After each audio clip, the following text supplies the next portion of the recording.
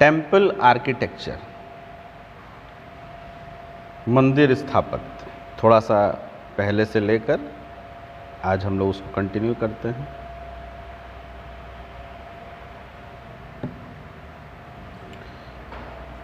आइए, तो मैंने बताया था कि जब ब्राह्मण धर्म को चुनौती मिली, है ना, और चुनौती मिली उसको बौद्ध धर्म से, और उसके बाद एक उदारवादी शाखा निकलकर उसमें भी आती है जिसको भागवत धर्म कहते हैं, और उसी में जो है भगवान की भक्ति की बात होती है। तो मूर्ति पूजा की शुरुआत यहाँ से मिलती है। और टेम्पल का भी उन्होंने, क्योंकि बुद्धिज़्म में केव टेम्पल्स बन रहे थे, इसीलिए इन लोगों ने भी टेम्पल आर्किटेक्चर की शुरुआत करी। फिर मैंने बताया कि मंदिर निर्माण में कई चरणों में हुआ। ऐसा नहीं कि जिस तरह से आज बड़े बड़े मंदिर दिखाई देते हैं, शुरुआत से ही उतने बड़े बड़े मंदिर रहे हों। शुरुआत में सिर्फ गर्भगृह सैंक्टम बनाया जाता था, और जो मेन डाइटी होता था, मुख्य देवता है, उसको उसमें रखा जाता था। फिर समय के साथ उसके चारों तरफ फिर उसमें जो है आपके मंडप, महामंडप और अर्धमंडप बनने लगे, ठीक है। फिर उसके बाद चारों तरफ बाउंड्री बन गई। जो एंट्री गेट था उसको गोपुरम कहा गया। एंट्री गेट के अगल बगल जो है आपका जो है बहुत सारे कौन सा है, भित्ति चित्र ना, म्यूरल पेंटिंग्स वगैरह बनाई गई, वो सारी चीज़ें। तो उसमें जो स्टाइल निकल कर आती है अलग अलग क्षेत्रों में, तो मुख्य रूप से 3 स्टाइल हमें देखने को मिली मंदिर निर्माण की, और वो 3 हैं आपकी। देखिए, जब बौद्ध धर्म वाला था, बुद्ध की मूर्तियाँ थी, तो 2 स्टाइल निकली थी, गांधारा शैली और मथुरा शैली। और जब यहाँ पर हिंदू देवी देवताओं से जुड़े हुए देखा जा रहा है, तो यहाँ पर मेन 3 स्टाइल निकल कर आई। नागर शैली जो नॉर्थ इंडियन स्टाइल थी, उत्तर भारत के क्षेत्र में थी। द्रविड़ स्टाइल, ठीक है, जो कि साउथ की थी। और वेसर शैली जो कि कर्नाटक की, जो कि दोनों का मिक्सचर थी। कर्नाटक वाली स्टाइल क्या है, दोनों का मिक्सचर थी। मैंने बताया था कि नागर शैली में कर्व के जैसा एक शिखर बनाया जाता है। जो शिखर होता था वो कर्व के जैसा होता था, उसके ऊपर फिर आमलक होता था, फिर उसके ऊपर कलश होता है। वहीं पर द्रविड़ स्टाइल में जो शिखर होता है वो कर्व नहीं बल्कि ऑक्टागोनल हो सकता है, पिरामिड वाली स्टाइल में हो सकता है, जैसा कि आपको दिख रहा है, ठीक है, पिरामिडिकल स्टाइल, ये मैंने आपको बताया। और फिर शुरुआत करी मैंने नागर स्टाइल की, जो कि उत्तर भारतीय शैली है, नॉर्थ इंडियन स्टाइल है। इसमें भी 3 स्टाइल थोड़े से डिफरेंस के साथ समझ में आती हैं। उसमें एक है लैटिना, या उसको रेखा प्रसाद कहते हैं। इसमें क्या होता है कि जो आपका शिखर बनता है, शिखर का जो बेस होता है वो स्क्वायर शेप में होता है, बस ये है। शिखर अगर ऊपर से देखेंगे तो उसका बेस कैसा दिखेगा, स्क्वायर शेप का। और वहीं फमसना में क्या होता है कि जो शेप है वो तो लगभग वही रहता है, केवल जो शिखर की ऊंचाई है वो कम हो जाती है। और वल्लभी वाले में क्या होता है कि जो आपका शिखर बनता है उसका जो बेस होता है वो रेक्टेंगुलर होता है। ये एग्जाम्पल हमने कुछ बताया था स्क्वायर शेप में आपका जगन्नाथ मंदिर का, और आज हम एक एक मंदिर करके देखेंगे भी। तो नागर शैली के जब मंदिर बने तो पूरे उत्तर भारत में बने, ठीक है।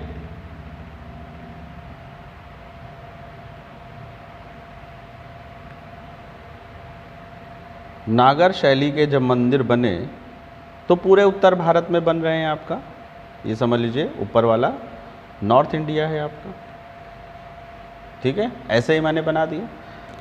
तो इसमें भी बहुत बड़ा क्षेत्र है हमारा, तो इसीलिए यहाँ पर भी रीजनल डिफरेंसेस दिखाई देते हैं, क्षेत्रीय विभिन्नताएं। तो नागर शैली में रीजनल डिफरेंसेस के आधार पर क्या देखने को मिलता है, क्षेत्रीय विभिन्नताओं के आधार पर। देखिए, गुजरात और राजस्थान वाला रीजन, ठीक है, पश्चिमी भारत के मंदिर,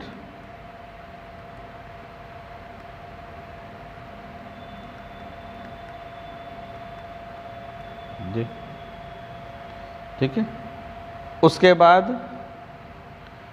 मध्य प्रदेश, छत्तीसगढ़, ये सब, ये हैं आपके मध्य भारत, central India, temple of central India, temple of central India. ठीक है, तो अगर वेस्टर्न इंडिया, सेंट्रल इंडिया और उसके बाद ईस्टर्न इंडिया, उड़ीसा वगैरह का जो आपका क्षेत्र है, ये वाला उड़ीसा और वेस्ट बंगाल वाले रीजन में, ये कहलाए आपके पूर्वी भारत के मंदिर, ईस्टर्न इंडियन टेम्पल। अब इनमें एग्जाम्पल देखते हैं। जैसे वेस्टर्न इंडिया में आपका नागर शैली का जो मंदिर है वो राजस्थान के माउंट आबू में दिलवाड़ा जैन मंदिर है ना, दिलवाड़ा जैन टेम्पल, इसको देखेंगे इसमें हम, बहुत ही खूबसूरत है। ठीक है, आपका जो मिडिल वाला है जिसमें आपका आ जाता है मध्य प्रदेश, छत्तीसगढ़ और ईस्टर्न पार्ट ऑफ राजस्थान, यहाँ के अगर मंदिरों में देखें तो आपका एमपी में स्पेशली आपके खजुराहो टेम्पल्स,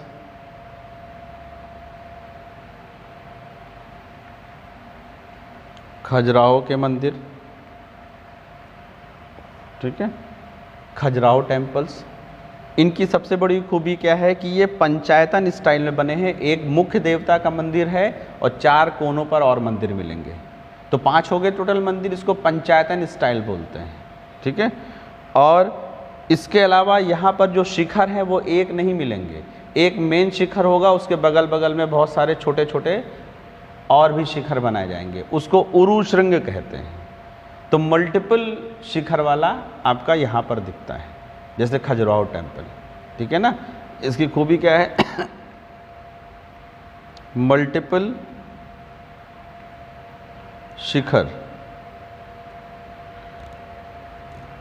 और पंचायतन शैली, पंचायतन स्टाइल। इसमें एक मुख्य देवता होते हैं और 4 कोनों पर छोटे छोटे देवता बनाए जाते हैं। ये हो गया। उसके बाद पूर्वी भारत के मंदिर में अगर देखें, जो कि आपका उड़ीसा,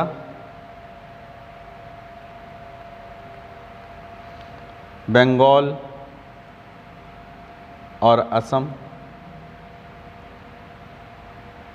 यहाँ के मंदिर, ये सब नागर स्टाइल के हैं, याद रखिएगा, वरना लोग उड़ीसा भुवनेश्वर मंदिर वगैरह को जो है द्रविड़ स्टाइल समझ लेते हैं, है ना, क्योंकि पत्थरों का इस्तेमाल उसी तरह से किया गया है और बड़े बने हुए, तो देखने में ध्यान से नहीं देखा कि ये पिरामिडिकल शेप में नहीं है। हाँ, हमको लगा कि ये द्रविडियन स्टाइल है ना, जो जैसे जगन्नाथ मंदिर वगैरह है वो सब।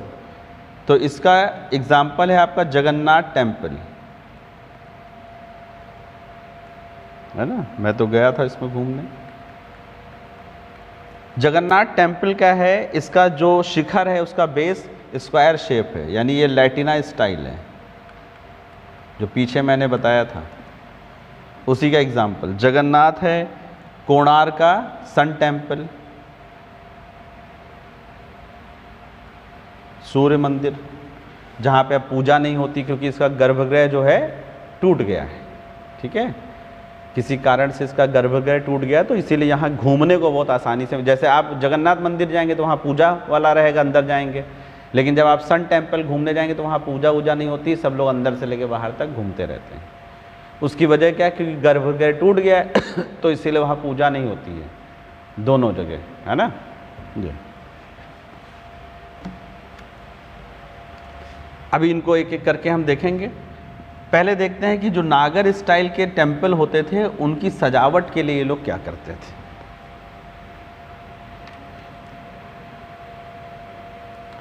डेकोरेशन,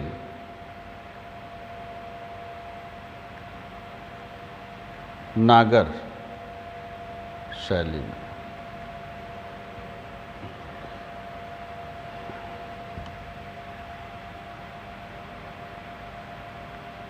इसके लिए क्या करते थे, सबसे ज़्यादा बहुत छोटी छोटी बड़ी बड़ी मूर्तियां बहुत बनाते थे, है ना।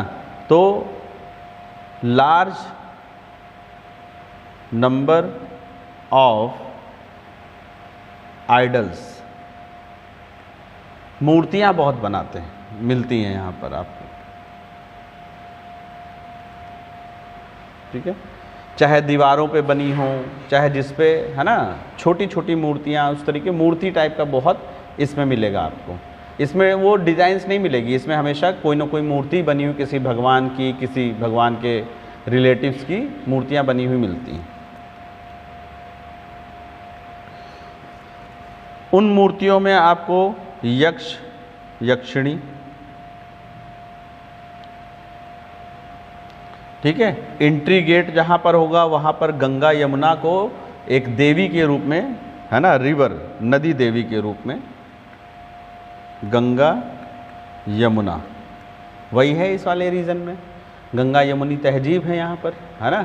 तो गंगा यमुना इनको एक डाइटी के रूप में बना हुआ मिलेगा, देवियों के रूप में, ठीक है। ये तो ये ज़्यादातर एंट्री गेट पर, जो गर्भगृह का एंट्री गेट होगा वहाँ पर बनी हुई मिलेंगी, किनारे की तरफ जहाँ मंदिर हो, वो मूर्ति रखी होती है, गर्भगृह सैंक्टम जो है उसके मेन एंट्री गेट पर ये लगा हुआ इस तरह की मूर्तियाँ बनी हुई आपको मिलेंगी। उसके अलावा आपको पहले 9 ग्रह होते थे, तो 9 ग्रहों की मूर्तियाँ बनी हुई मिलेंगी, है ना। उसके अलावा इरोटिक मूर्ति, जो इरोटिक होते हैं वो इसमें बहुत सारे मिलेंगे, क्योंकि इसमें बात करी जाती है कि भौतिक जीवन और आध्यात्मिक जीवन दोनों ही आवश्यक है, क्योंकि अगर केवल आध्यात्मिक जीवन जिएंगे तो संसार कैसे चलेगा। तो दोनों के बैलेंस की बात करी इसमें, यानी कि ये कहा जा रहा है कि आप भौतिक जीवन भी जिए और आध्यात्मिक जीवन भी जिए। ये ना हो कि केवल आध्यात्मिक जीवन में चले जाएंगे, ज़रूरी नहीं है, क्योंकि सब लोग अध्यात्म की तरफ चले गए तो संसार कैसे चलेगा, और सभी लोग अगर केवल सांसारिक मोह माया में लग गए तो अध्यात्म का काम कौन करेगा। इसीलिए दोनों के बैलेंस की बात करी गई। शुरुआत बाहर के गेटों पर मिलेगा आपको इरोटिक वाली, जो भौतिक जीवन की बात कर रही है, और जब अंदर जाएंगे तो वहाँ पर भगवान, अध्यात्म, ये है, दोनों चीज़ें यहाँ पर मिलती हैं, ठीक है। उसके अलावा बाहर ऐसे पत्तियाँ, बेल, बूटे, ऐसे नहीं, है ना, फूल बना दिए, बेल बूटे कहते हैं, है ना, ये चीज़ आपको यहाँ पर बने हुए मिलेंगे।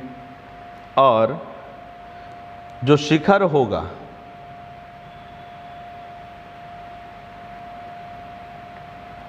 शिखर के ऊपर आमलक बनेगा एक,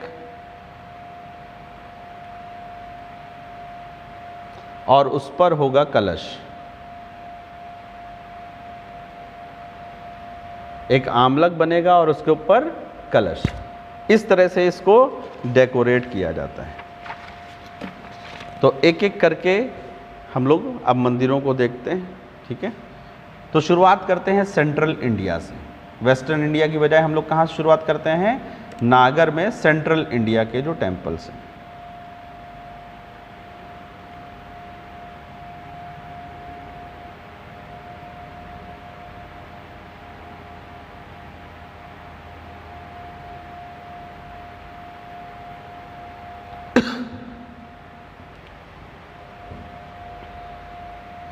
मध्य भारत के मंदिर, मध्य भारत के नागर स्टाइल, लेकिन याद रखना है नागर शैली, ठीक है ना, नागर शैली। क्योंकि चंदेल शासकों के समय ज़्यादा बने, इसीलिए उसको चंदेल स्कूल भी बोलते हैं। चंदेल स्कूल ऑफ आर्ट या आर्किटेक्चर, चंदेल याद रखिएगा, ठीक है ना। तो इसको हमने इसलिए शुरू किया क्योंकि स्टार्टिंग में जो भी मंदिर बने वो सेंट्रल इंडिया में बने, चाहे वो केव टेम्पल हो चाहे जो हो, है ना। तो इसीलिए तो सारे जितने भी स्टार्टिंग में जो टेम्पल्स बने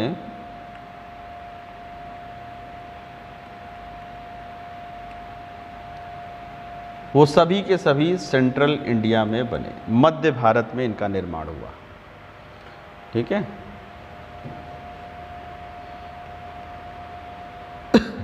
जैसे आपका यूपी में दशावतार मंदिर टूटा फूटा है बिल्कुल, दशावतार मंदिर, दशावतार, ये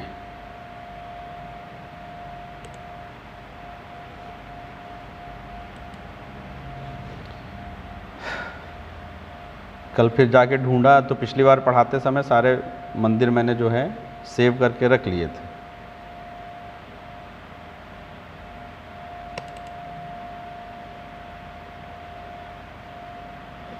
तो आज ढूंढे तो मिल गया, इतना डेटा रहता है तो नाम डाला तो लिख के आ गया, टाइम ही नहीं मिला बीच में।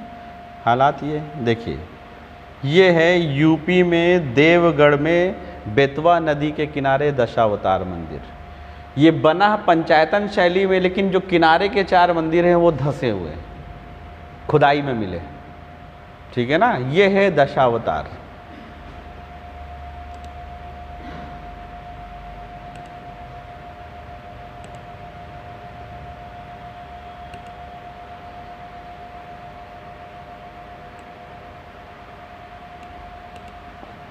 ये है आपका दशावतार। ये है कहाँ पर? यूपी में देवगढ़, नदी है बेतवा नदी के किनारे, वो भी उसके राइट कोस्ट पे, राइट कोस्ट पे, ठीक है। माना जाता है कि लगभग 1500 ईयर्स ओल्ड है, 1500 साल पुराना ये।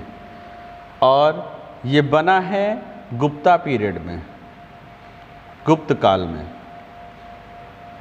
कब बना? गुप्त काल में। और इस मंदिर को बनाया गया था पंचायतन स्टाइल में, पंचायतन शैली में।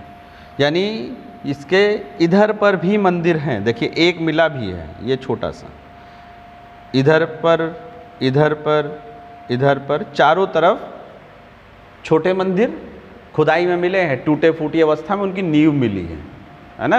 एक केवल यहाँ पे ये दिख रहा है, ये वाला, ये वाला, यहाँ पर एक छोटा मंदिर मिला है, बाकी 3 और भी हैं लेकिन वो टूट गए हैं। तो ये पंचायतन स्टाइल में बना है। तो छोटे मंदिर जितने भी हैं वो नष्ट हो चुके हैं, जितने भी स्मॉल टेम्पल्स हैं वो सभी के सभी डिस्ट्रॉय हो चुके हैं। लेकिन अभी भी खुदाई में क्या हुआ है, उनका अवशेष मिले हैं, नींव मिली है, सारी चीज़ें। उसी से तो यहाँ राम मंदिर बन गया यहाँ पर, है ना, ठीक है ये। और नॉर्थ इंडिया में पंचायतन स्टाइल का फर्स्ट टेम्पल, फर्स्ट, ठीक है। तो दशावतार मंदिर उत्तरी भारत में पंचायतन शैली का पहला मंदिर है, सबसे पुराना। ये हो गया आपका। नेक्स्ट देखिए,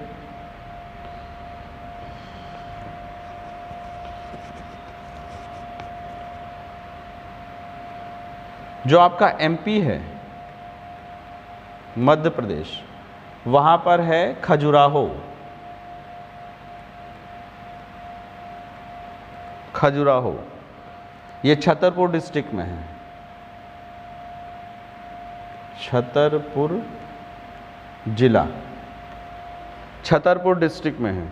यहाँ पर बहुत सारे छोटे मंदिर बनाए गए हैं, बहुत सारे।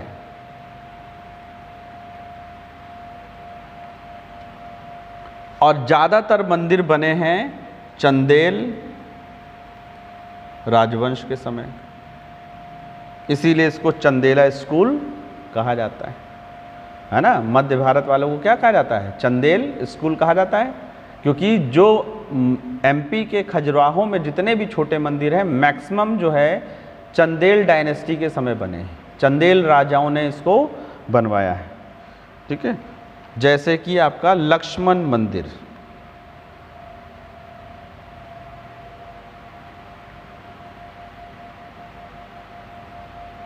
लक्ष्मण मंदिर, नाम है लक्ष्मण मंदिर, लेकिन मेन भगवान है यहाँ पर विष्णु।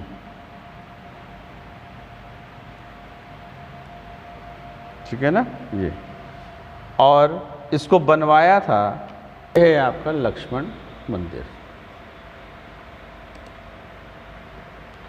अब इसको देख के क्या लगता है, हम लोग तुरंत कहेंगे द्रविड़ स्टाइल। हम लोग ध्यान नहीं देते ना, हम लोग पत्थरों को देखते हैं और पत्थरों को देख के बोल देते हैं, शिखर नहीं देखते, है ना। तो ये देखने में ऐसे अरे ये तो साउथ इंडियन लग रहा है, सबके मन से क्या निकलेगा, साउथ इंडियन लग, साउथ इंडियन नहीं है ये नागर स्टाइल का है देखिए लक्ष्मण।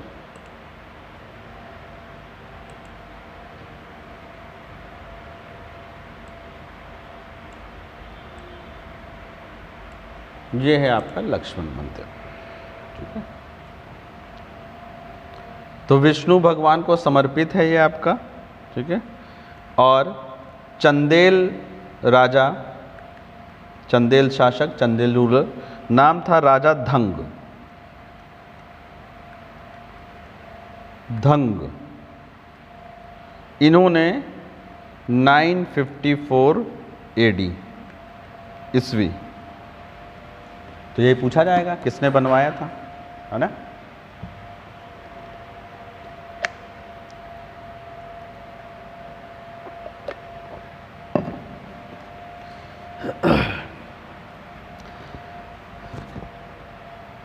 तो खजुराहो में जितने भी टेम्पल्स हैं, इसके अलावा उन टेम्पल्स में भौतिक जीवन,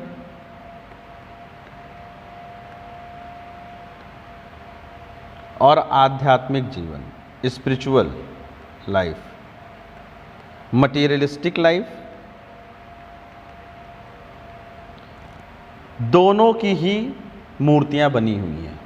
यानी कि इरोटिक वाली भी यहाँ पर बनी है और बाकी भगवान की तो है ही है, क्योंकि ये इन दोनों में बैलेंस की बात कर रहा है। संसार को चलाने के लिए शादी ब्याह परिवार ये सब भी आवश्यक है, यानी एक भौतिक जीवन भी जीना होगा और आध्यात्मिक जीवन, दोनों के बीच बैलेंस।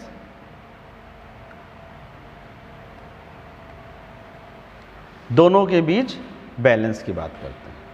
ठीक है ना। ये यहाँ पे एक और मंदिर है आपका खजुराहो में, कंदरिया महादेव।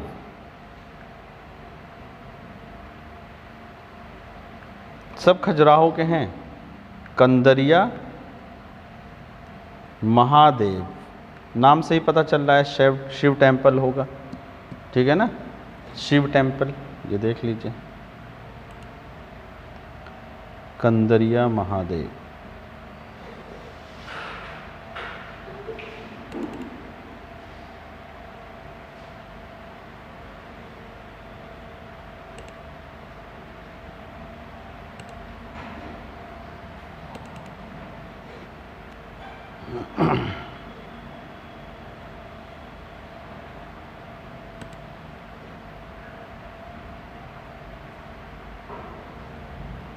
ये देखिए, अब इसको देखेंगे कहेंगे ये तो साउथ इंडियन मंदिर है, लेकिन जब इसके शिखर को देखेंगे तब पता चलेगा कि पिरामिड शेप में नहीं है, कर्व के शेप में बना हुआ है।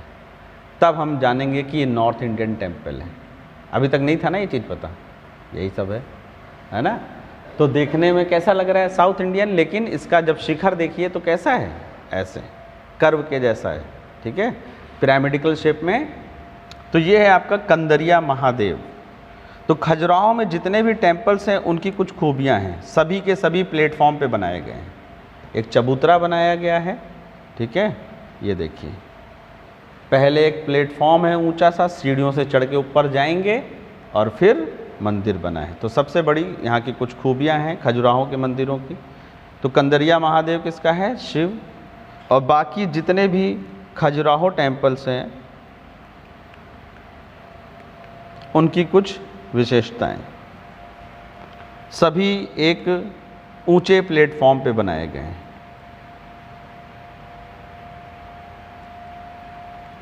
चबूतरे पे।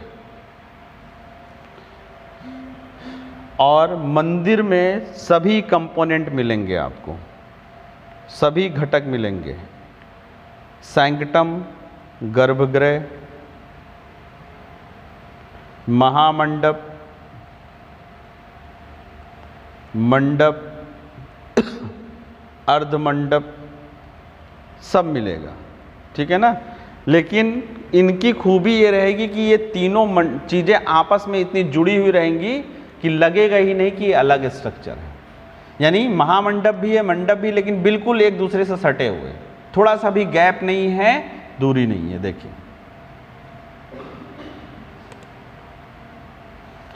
इसी में महामंडप है, इसी में अर्धमंडप है, इसी में मंडप है और इसी में गर्भगृह है। पता नहीं चल रहा, बस इस छोटे छोटे जो बने हुए हैं इससे पता चलता है कि हाँ इसी में सारी चीज़ें बनाई गई हैं। और हम लोग के यहाँ पर होता है तो मंदिर अलग होता है, फिर आगे एक बरामदा टाइप का होता है ना, फिर उस पर छाई रहती, फिर उसमें घंटा बजाते हैं, तो मंडप नज़र आता है ना वो अलग से। लेकिन यहाँ पर ऊपर से देखने में पता ही नहीं चलता है कि अंदर मंडप है कि नहीं। लेकिन यहाँ पर गर्भगृह सैंक्टम भी है, महामंडप भी होते हैं, अर्धमंडप भी होते हैं, मंडप भी होते हैं, सब कुछ यहाँ पर होता है। ये इनकी खूबी होती है ना, देखने में नहीं पता चलेगा, ध्यान से देखेंगे आप तो देखिए अर्धमंडप, महामंडप, इस तरीके से स्ट्रक्चर आपको बने हुए दिख रहे हैं। मेन मंदिर तो वो है ना, उसके बाद जो छोटे छोटे बने हुए हैं शिखर, वो मंडप और महामंडप के शिखर हैं। समझ गए कि नहीं? सबसे बड़ा शिखर गर्भगृह का, उसके बाद देखिए महामंडप, मंडप, अर्धमंडप, चारों चीजें दिख रही हैं यहाँ पे आपको। अब देखिए ये खजुराहो टेम्पल में भी आपको दिख रहा होगा मेन गर्भगृह, महामंडप, मंडप, अर्धमंडप, है ना, और आपस में बिल्कुल जुड़े हुए। और देखिए ये देखिए एक मेन मंदिर है, उसके अलावा छोटे मंदिर भी बने हुए हैं। समझ गए? तो एक मुख्य मंदिर होगा और उसके अलावा चारों तरफ पंचायतन शैली में होंगे या जैसे भी होंगे, लेकिन छोटे मंदिर भी साथ में बने होंगे। ये देखिए दिख रहे, वो मंदिर भी बना हुआ है उधर। वो मंदिर छोटा है, उसमें भी देखिए गर्भगृह है, मंडप, महामंडप, सारी चीजें बनी हुई दिखाई दे रही हैं।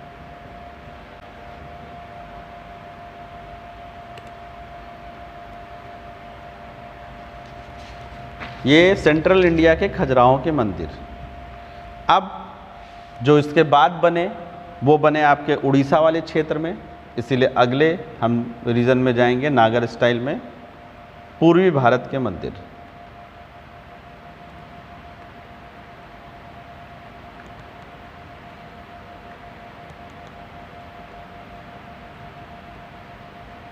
उड़ीसा, बंगाल, असम, ये सब, ठीक है। तो ये आपको सबसे ज़्यादा उड़ीसा के पुरी में और कोणार्क में मिलेंगे। उड़ीसा के पुरी में और कोणार्क में कोई एक मंदिर निकाल लेते हैं।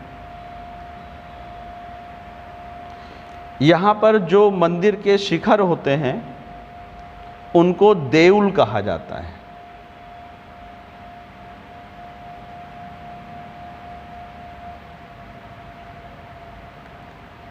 शिखर ना कह के क्या कह रहे हैं यहाँ पर? देउल। जैसे जगन्नाथ मंदिर का जो शिखर है उसको शिखर नहीं बोलते, वो लोग क्या बोलते हैं? देउल। देउल, देउल, है ना, सनी देउल नहीं, ठीक है। और हैं ये कर्व शेप में, लेकिन इनका बेस कैसा है? स्क्वायर। तो जब इनका बेस स्क्वायर होगा तो ये कैसे हो जाएंगे? लैटिना। कैसे हो जाएंगे? लैटिना। जैसे आप जगन्नाथ मंदिर का देख भी सकते हैं, ऊपर से उसका शिखर दिखेगा।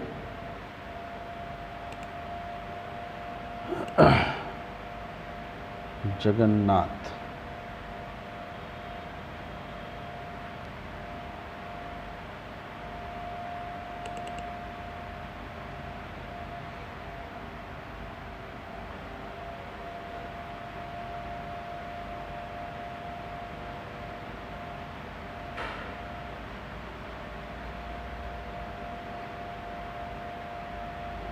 ठीक है, ये एंट्री गेट है। ठीक है, अभी इसका ऊपर का छत से दिखाते हैं, अगर इसमें दिया हुआ है।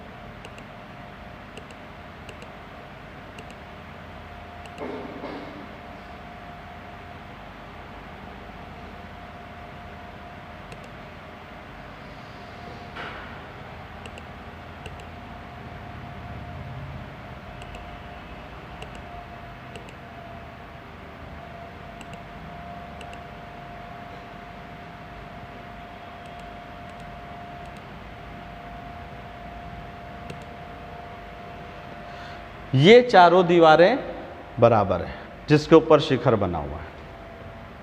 शिखर जिसके ऊपर बना हुआ है, ये चारों दीवारें कैसी हैं? स्क्वायर शेप पे। वही तो शिखर का बेस हुआ। समझ गए कि नहीं समझ गए? शिखर का बेस जो है, ये चारों दीवारें, सामने की दीवार, इधर की दीवार, पीछे की दीवार, ये कैसी है? स्क्वायर शेप में। इसमें दिया नहीं, फोटो नहीं, ऊपर से देखने से पता चलता है कि चारों के चारों बराबर है। ठीक है, इसी को लैटिना स्टाइल कहा जाता है, जिन दीवारों पर आपका वो विमान बनता है। तो ये कौन सा स्टाइल कहलाता है? लैटिना स्टाइल। इसमें गर्भगृह रहता है, सैंक्टम, उसके सामने महामंडप होता है, महामंडप। लेकिन महामंडप को इसमें बोला जाता है जगमोहन। ये है यहाँ पर इंपॉर्टेंट। महामंडप जो होगा उसको कहा जाएगा जगमोहन। ठीक है, ये। और उसके बाद अगर यहाँ पर मंडप बना आगे,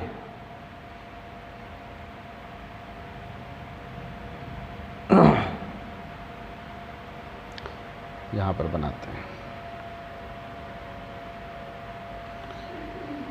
ये आपका सैंक्टम हो गया, गर्भगृह। ठीक है, इसके आगे आपका हो गया महामंडप, जिसको जगमोहन कहते हैं। और महामंडप के आगे अगर मंडप बनता है तो इसको कहा जाता है नट मंदिर। यहीं पे डांस करेंगे, है ना? नट मंदिर है मंडप, लेकिन क्या रहे हैं इसको? नट मंदिर। और उसके आगे अगर अर्ध मंडप बना हुआ है तो इसको कहते हैं भोग मंदिर।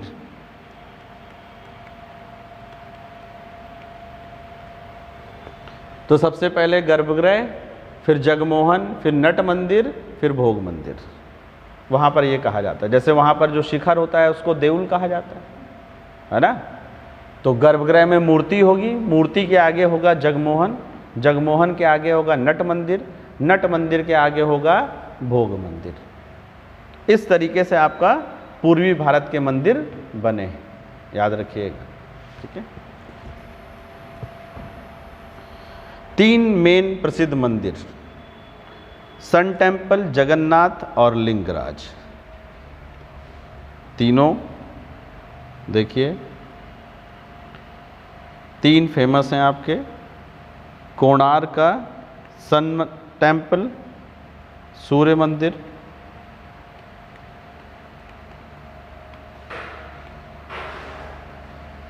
दूसरा है आपका जगन्नाथ, और तीसरा है आपका लिंगराज, जो कि भुवनेश्वर में है। भुवनेश्वर गंग डायनेस्टी के राजा नरसिंह फर्स्ट ने 13वीं सेंचुरी में इसको बनवाया। इसको ब्लैक पैगोडा कहते हैं क्योंकि ब्लैक ग्रेनाइट स्टोन से बना हुआ है लेकिन बाहर का स्ट्रक्चर जो है आपका रेड सैंड स्टोन से बना हुआ है। ये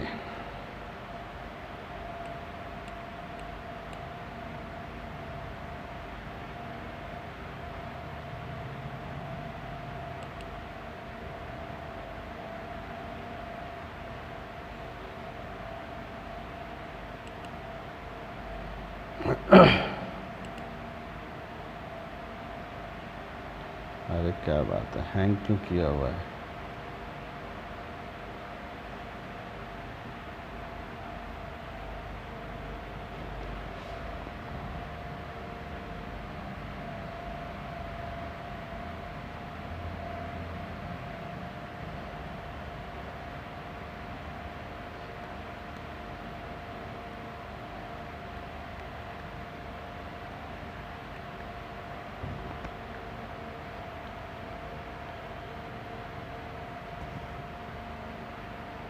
इसको जो है, जो सूर्य देव हैं उनके जो रथ है उसके स्ट्रक्चर में बनाया गया है। देखिए इसमें पहिए बने हुए हैं।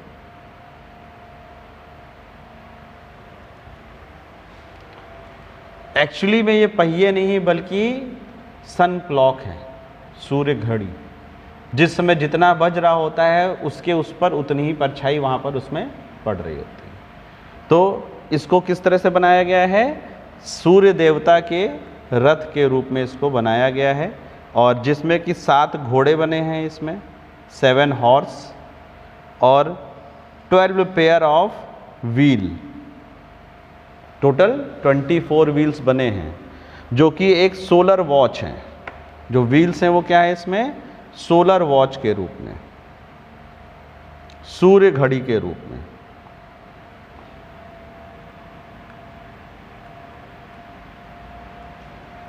सूर्य घड़ी के रूप में। गर्भगृह इसका टूट गया है, इसीलिए चारों तरफ से बंद है, अंदर जाने का सिस्टम ही नहीं। ठीक है, तो इसीलिए यहाँ पर अब पूजा नहीं होती। तो गर्भगृह जो सैंक्टम है वो टूटा हुआ है, इसीलिए यहाँ पर पूजा नहीं होती है। नो वर्शिप, पूजा नहीं होती।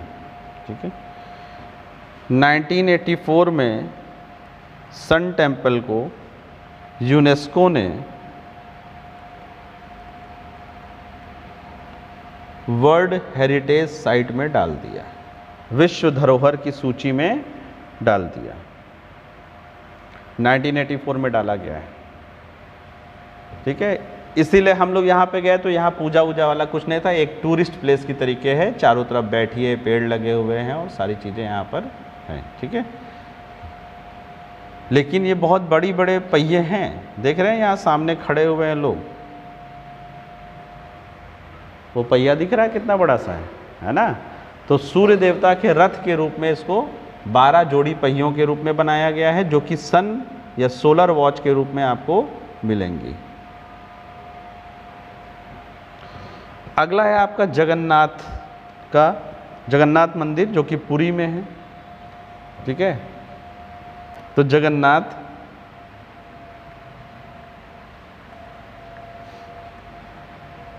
टेम्पल पुरी, उड़ीसा। ठीक है, तो यहाँ पर पूजा होती है बाकायदा, और भगवान कृष्ण को समर्पित है ये जगन्नाथ मंदिर पुरी का। इस मंदिर की खूबी यह है कि इसमें जो मूर्ति है वो लकड़ी से बनी हुई है, पवित्र लकड़ी। एक ऐसा चंदन का पेड़ जिसमें सांप का बिल भी हो और चींटियों का घर भी हो, उसी की लकड़ी से 12वें वर्ष में या फिर 19वें वर्ष में ये मूर्ति बनाई जाती है। ठीक है, तो जगन्नाथ टेम्पल, तो पीछे गर्भगृह है, फिर महामंडप है ना, जिसको जगमोहन कहेंगे, फिर उसके बाद मंडप है जिसको नट मंदिर कहेंगे, फिर आपका अर्ध मंडप है जिसको भोग मंदिर कहा जाता है। देखिए आप जाएंगे तो आपको भोग मंदिर में एंट्री मिलेगी मेनली, पीछे तक खूब भीड़ होती है। तो ये देखिए आपका जगन्नाथ मंदिर का ये है इसका गर्भगृह, फिर ये है आपका इसका जगमोहन यानी कि महामंडप, ये है आपका इसका नट मंदिर यानी कि मंडप, और ये बाहर वाला जो है ये है आपका भोग मंदिर। तो ये आपका जगन्नाथ है। इसकी खूबी क्या है कि इसमें जो मूर्ति है वो लकड़ी की बनी है, और कृष्ण भगवान, बलराम है ना, इनकी है। तो इसकी खूबी यह है कि लकड़ी की बनी है और एक पवित्र वृक्ष की मानी जाती है, जो कि चंदन का हो, जिसमें सांप का बिल भी हो और चींटियों का घर भी हो। तो हर 12th 12वें वर्ष या 19th ईयर में ये मूर्ति बदली जाती है। तो हर 12वें या 19वें वर्ष इसकी मूर्ति बदली जाती है, जो कि चंदन की लकड़ी से बनी हुई होती है और आप देखेंगे कि काले रंग की।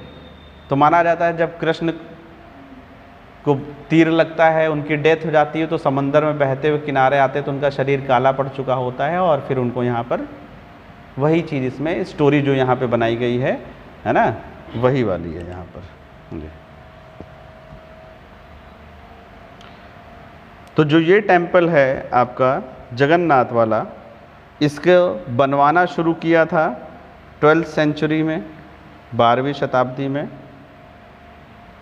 गंग रूलर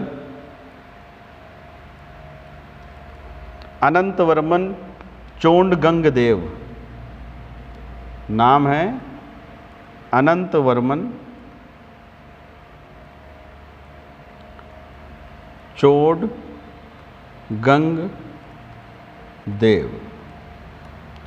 इन्होंने शुरू करा और कंप्लीट हुआ जाकर अनंत भीमदेव के द्वारा।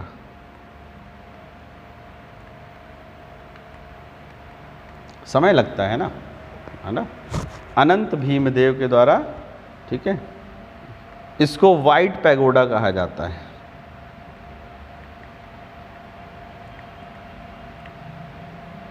वाइट मार्बल यूज़ किया गया है ज़्यादातर जगहों पर, इसीलिए इसको वाइट पैगोडा कहा जाता है। तो सन टेम्पल को ब्लैक पैगोडा, इसको वाइट पैगोडा। ये हो गया आपका। अगला है आपका लिंगराज टेम्पल।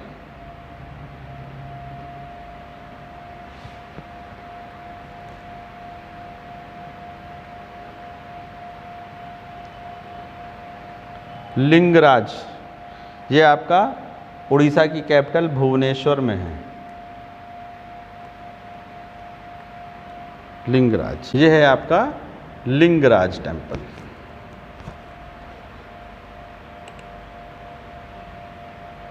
ये मेन मंदिर बीच में है ना, और कोनों पर छोटे छोटे मंदिर।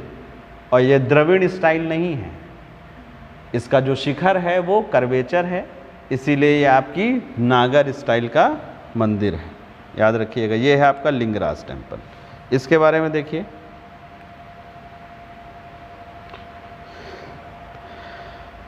सोमवंश डायनेस्टी के एक राजा थे, सोम।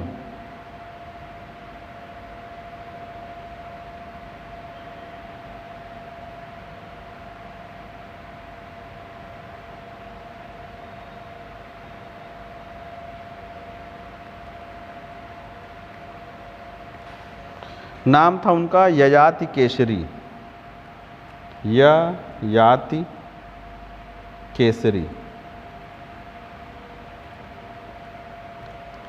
ठीक है। इन्होंने इसको बनवाया था 11th सेंचुरी एडी में।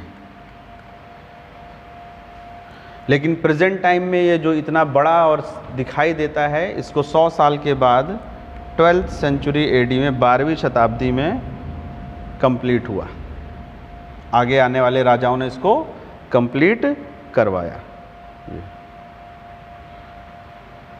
इसके कुछ पार्ट जो है माना जाता है बहुत पुराने हैं, लगभग 1400 ईयर्स ओल्ड है ना। जैसे गर्भगृह और उसकी मूर्ति उससे भी पुरानी है। तो ये लगता है कि पहले छोटा सा मंदिर बनाया गया होगा, फिर बाद में उसको बड़ा कर दिया।